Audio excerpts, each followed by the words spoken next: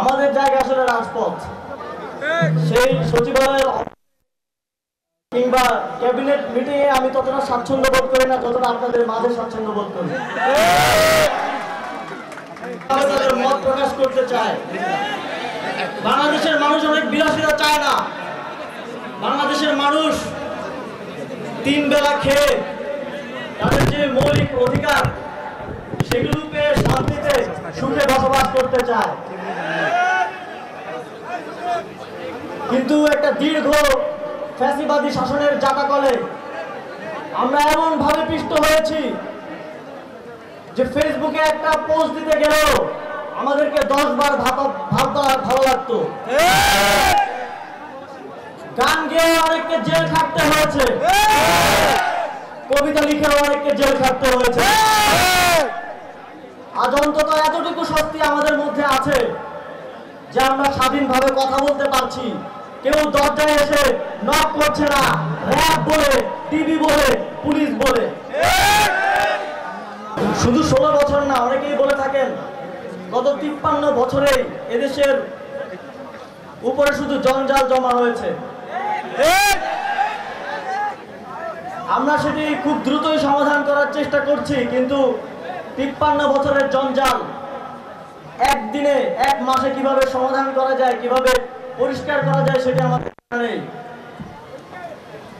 কিন্তু ইতিমধ্যে আমরা কিছু পরিবর্তন দেখতে শুরু করেছি। আপনারা কি গত 16 বছরে এমন কোনো বন্যা পরিস্থিতি কিংবা দুর্যোগ পরিস্থিতি দেখাতে পারবেন যেখানে ত্রাণ চুরির মতো ঘটনা ঘটেনি? এবার একটা নিউজও আসে নাই। কেউ ত্রাণের চাল, ডাল, টাকা নিয়ে তার ঘরে মজুত করার মতো ঘটনা এবার একটাও ঘটেনি। আপনারা দেখছেন যে এয়ারপোর্টে আমাদের যে প্রবাসী ভাইয়েরা আমাদের দেশের অর্থনীতির চাকাকে সচল রেখেছেন, কিভাবে লাঞ্ছিত করা হতো, তাদের লাগেজ আটকে রেখে তাদেরকে কিভাবে কষ্ট দেওয়া হতো, এখন কি আর সেটা আছে? আপনারা দেখেছেন সরকারি অফিসগুলো সহ আরো বিভিন্ন অফিস যারা ছোট ছোট কাজের জন্য জনগণকে ঘোরাতো, কষ্ট দিত, ঘুরিয়ে তাদের থেকে ঘুষ আদায় করার চেষ্টা করত। এখন কি কেউ সেই ধৃষ্টতা দেখানোর সাহস দেখাচ্ছে? সেটি আর যেন ভবিষ্যতেও কেউ দেখানোর সাহস না দেখায়, তা নিশ্চিত করার জন্য আমরা কাঠামোগত সংস্কারের কথা বলছি। সেই কাঠামোগত সংস্কার কিভাবে হবে সেটি আমরা 21 জন যারা সরকারে বসে আছি তারা নির্ধারণ করব না, সেটি নির্ধারণ করবেন আপনারা। সেই কথাগুলো আপনারা কেমন ভাবে বাংলাদেশকে গড়তে চান তা শোনার জন্যই বৈষম্য বিরোধী ছাত্র আন্দোলন সহ আরো যত প্ল্যাটফর্ম আছে তারা সারা দেশে ছড়িয়ে ছিটিয়ে যাচ্ছেন, বিভিন্ন টিম করে যাচ্ছেন।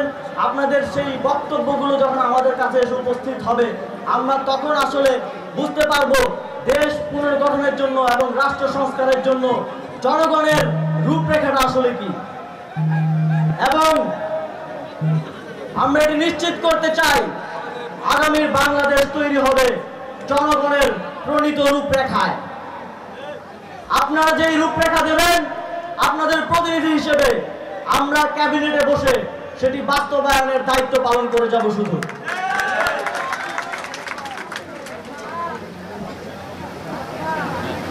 রাজনীতি নিয়ে অনেক কথা হয়, এ ধরনের অনেক বক্তব্য আছে যে ছাত্ররা এখন রাজনীতি করবে কিনা। আমি মনে করি রাজনীতি করা কিংবা না করা এটা সকলের ব্যক্তিগত সিদ্ধান্ত এবং অধিকারের প্রশ্ন, কিন্তু রাজনৈতিক সচেতনতা সকলের মধ্যে থাকা জরুরি। আমরা দীর্ঘ সময় ধরে ফ্যাসিবাদীদের দ্বারা শাসিত হয়েছে শুধুমাত্র এই রাজনৈতিক সচেতনতা না থাকার কারণে। আমরা শাসিত হয়েছি কারণ আমরা 5ই অগাস্টের মতো একবারও ঐক্যবদ্ধ হতে পারিনি। সেজন্য আমাদের মধ্যে বিভিন্ন ইস্যু দিয়ে বিভাজন তৈরি করে যখনই মানুষ এই ফ্যাসিবাদী অত্যাচারের বিরুদ্ধে কথা বলেছে তখনই বিভাজনকে বারবার উস্কে দিয়ে আমাদেরকে আলাদা করে রাখা হয়েছে। আমাদেরকে এক কাতারে এসে ফ্যাসিবাদের বিরুদ্ধে কখনো কথা বলার সুযোগ দেওয়া হয়নি। আমি বিশ্বাস করি যে জাতীয় ঐক্য এই আন্দোলনের মধ্য দিয়ে তৈরি হয়েছে।